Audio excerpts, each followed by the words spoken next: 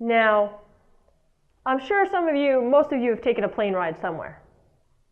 You might notice when you're getting close to the airport you're going to, you seem to be flying in circles. That's because they're holding. They are holding, and the reason they're holding is, hey, there's a whole bunch of airplanes trying to land. Or if you've been on the ground, you might have seen above the airport, they seem to be stacked up. Those are holding patterns. And what that does is it allows air traffic control, ATC, to make sure aircraft aren't running into each other, to sequence people for landing, make sure the aircraft that have to land first, maybe someone's lower on fuel, they need to get down first. So we're going to have somebody else hold. And what you do is you have a navigational aid that you're holding over. So you have instruments that indicate, hey, I just crossed over that navigational aid. So when you cross over that navigational aid, standard turns are to the right, so usually you're crossing that navigational aid, you start a right turn. 30-degree angle of bank is a standard right turn. So you cross that navigational aid, you start a standard right turn. You hold that turn until you go on your outbound heading, because you'll have an inbound heading and an outbound heading that you're supposed to be on. Then you go out for a minute, and you turn in, and you're trying to make it so your inbound leg is a minute long. Holding is all done on time. Now, this might sound pretty easy, but then think about this. What if you have a wind? What if the wind's coming behind you? What if it's coming sideways? If it's coming sideways, you have to adjust for that so you're on the correct heading on the inbound. So you have to learn how to do all that. And you also have to learn how to enter it. What if I'm coming from somewhere else and I get told, okay, when you get here, you have to hold? Well, there's certain ways you have to come across and enter that pattern. You don't just come from anywhere and go, well, I feel like going this way. There's what they call protected airspace around areas that you'd hold. So they know that, hey, there's going to be people holding on this side, so you don't want to be over here because then somebody else might run into you. That would be bad. So, instrument training. By that point in time, you are tired of staring at the inside of an aircraft. You do instruments in the simulator and then you do it in the actual aircraft.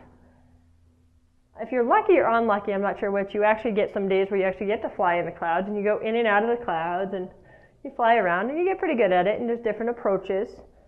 How many of you noticed looking at an airport that there always seems to be a set of lights at the end of the runway? And when you're looking at them, they probably all look white or red. I forget which. Those are actually approach lights. They help figure out when you're doing an approach in. If you're doing it correct, half the lights will appear red to you, half the lights will appear white. And that means you're on the correct angle to land in the landing zone. So, interesting bit of trivia for you. So you finish up with instruments, and you're like, I don't want to stare at the inside of an aircraft cockpit anymore. And they go, okay, you're going to do BWS. And you're like, yes, I'm going to be outside the aircraft. I'm going to be visual flight rules again. Excellent. And then they go, hey, you got to go land in this remote training area on a slope.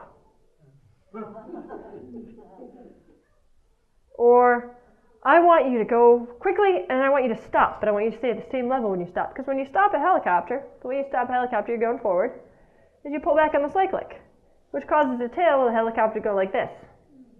Which means if you want to stay on the same level, now if you don't pull up on the collective at the same time, you're going to drop. And you don't want to drop the tail of the helicopter into the ground, that would be bad.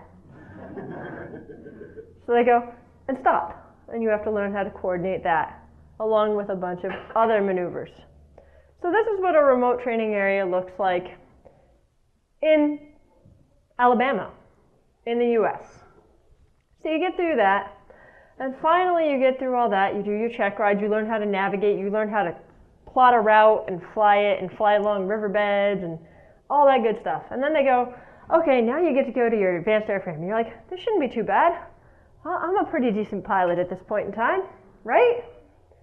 I know how to fly instruments. I know how to plot stuff on a map, get where I'm going, navigate, make sure I'm there on time. And then they show you this. And you look at that cockpit and you go, there's a lot more buttons in here. And it's a whole new set of, remember what I said? You gotta learn the starting procedures, emergency procedures, your limits. It's a whole new set of limits to memorize. And they go, yep, you got 2 weeks. Forget all this other stuff. Memorize this. So this is a UH-60 cockpit. Now, this may look very overwhelming to start with. This area here, this is all radios. You have 2 FM radios, a VHF radio, a UHF radio, 2 navigational radios, a SATCOM, and usually a couple extra ones thrown in if you're on a deployment. This area here on your what looks like a dashboard, this is all your flight instruments. This is what we call a master caution panel. See in this picture, it's not all lit up. That's a good thing. You have different indicators. You have one that indicates your attitude. We call it an attitude indicator. It kind of looks like it has a little plane, and it's a ball that has a dark side and a light side, so that's your sky, your ground, and it lets you figure out your attitude in reference to the Earth. So are you turning side to side? Are you nose up? Are you nose down? You have what we call a VSI, which is a vertical speed indicator. If it's on 0, that means you're flat and level. If it's below 0, that means you're descending. Above means you're climbing. You have what we call a turn and slip indicator. It lets you know if you're in what we call trim. That means because we talked about the wind, right? So you're flying along. Now if you're flying like this and the wind's hitting you, well, the aircraft doesn't like that. It starts to tilt and feel weird.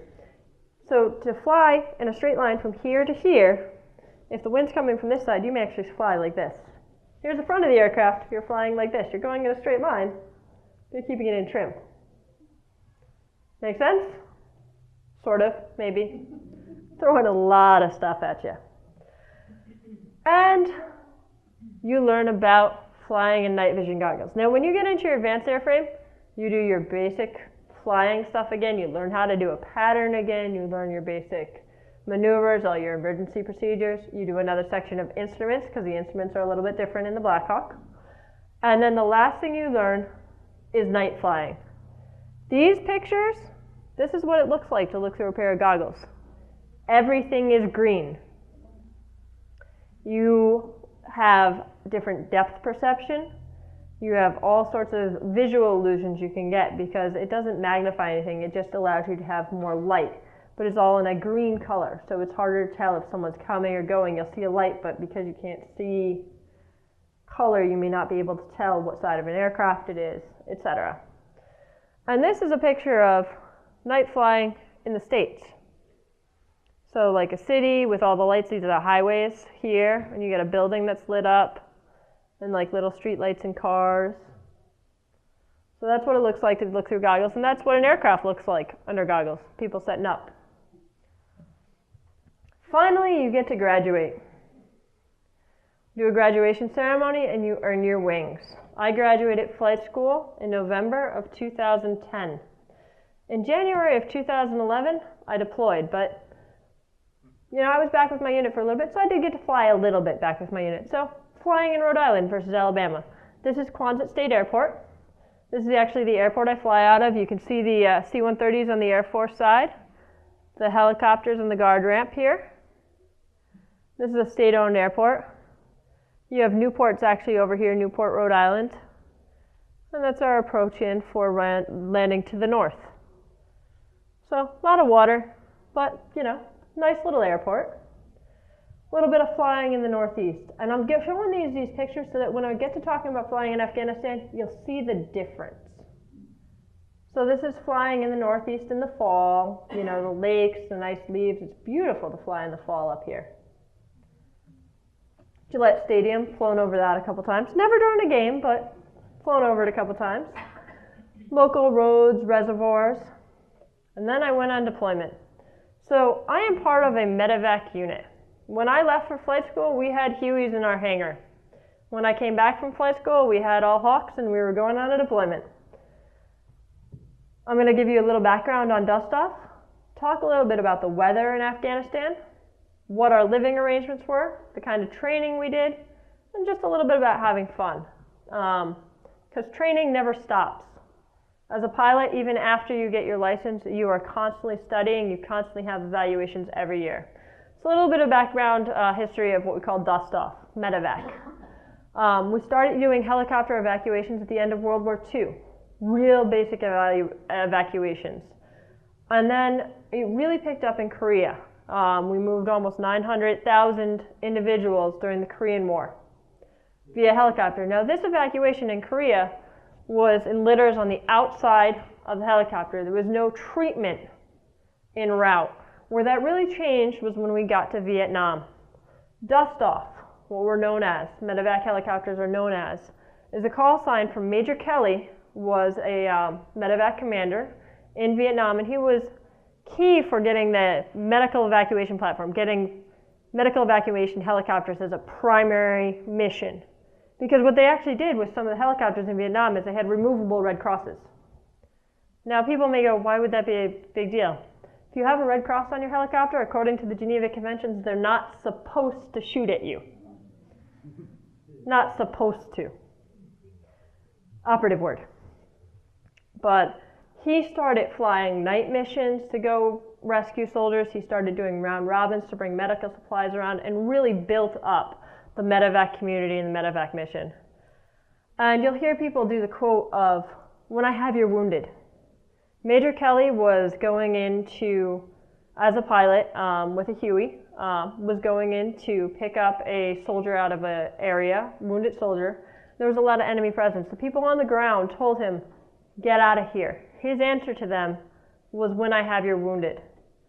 Shortly after that, a bullet came through, pierced his heart, they crashed the helicopter, and they were evacuated by other people. But it has become a call sign for medevac of, hey, remember what I talked about, you never leave someone behind? He wasn't going to quit. Medevac helicopters saved a large number of people in Vietnam because of their willingness to go in, even under heavy fire, and pick people up. So, when you go on a deployment, you start out with a mobilization. I told you I came back from flight school in November of 2010. About 3 days after I got home, back to Rhode Island, I went for a week of training at Fort Devens, Massachusetts, and then we mobilized and went to Fort Hood within 2 months. I left in January of 2011. I helped fly a multi-ship for Blackhawks down to Fort Hood, Texas, so that we could get our issue of supplies and do a little bit more training before we left for Afghanistan. Now understand, I just got out of flight school. I'm doing my progression, because when you get out of flight school, you have the basic skills, but guess what? You're thinking you're a pretty good pilot, and then they go, wait, we have this thing called RL progression. You're readiness level 3. We need to get you up to readiness level 1. Because there's more training that you have to do with your unit to get to the correct level of training, depending on what a unit's mission is. When you leave flight school, you're set to go to just about any unit. Your unit will make sure you have the specific skills for what you do. One of the things specific to medevac is something we call hoist. We have a thing where we can drop a medic down on what we call a jungle penetrator. There's a device that has a cable that drops them down. They can go pick someone up off of a ledge or something like that. But to do that, you have to learn to hold a very stable hover so they can bring that down, let them drop down, hook up the patient, and bring them back up. We did a multi-ship to Fort Hood, Texas. We trained in all weather. Now, it was actually really kind of funny down at Fort Hood. We got down there, and we had a unit from Rhode Island. Our unit for our company that was deploying was made up of us from Rhode Island, a group from Delaware, and a group from Montana. And it snowed. It snowed a whole inch. And they went, oh, we got to close the base. You can't train. You can't do it. And we looked at them and went, if we closed down every time it snowed an inch, we'd never get anything done.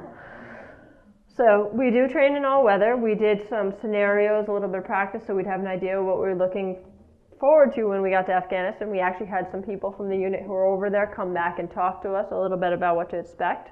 We get our gear at the CIF, the Central Issue Facility. We get extra body armor and extra gear and stuff in case of biological attacks that all stayed in bags that they gave it to, stuffed under our beds the entire time we were there. Because we went, great, more stuff for me to carry.